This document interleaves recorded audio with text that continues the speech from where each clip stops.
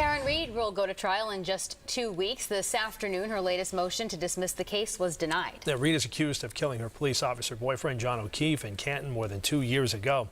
As investigative reporter Ted Daniel explains, this is a big win for the prosecution. In her ruling, Judge Beverly Cannoni does not dispute that there may be flaws and discrepancies with the investigation and prosecution of Reed.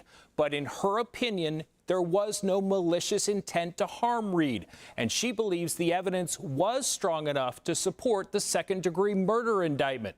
Now Reed will have to answer that indictment at trial. I'm hopeful this Honorable Judge Cannoni will see the merits for the dismissal argument and dismiss this case. That was Karen Reed's father just a couple of hours before Judge Beverly Cannoni issued her decision.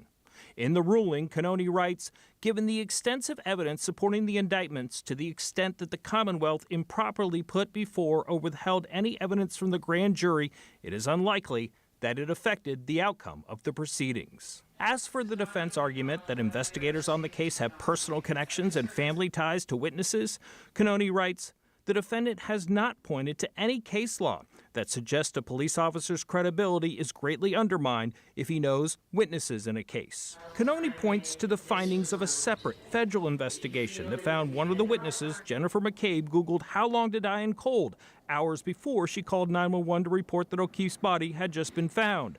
Cannoni ruled the prosecution did not have updated phone extraction software to confirm the time, and the Commonwealth could not have withheld information it did not have.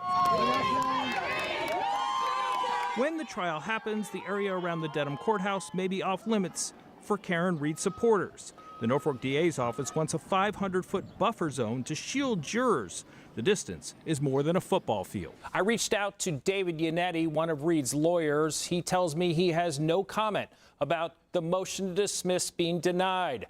The trial is expected to last as long as 7 weeks. I'm Ted Daniel for your local station, Boston 25 News.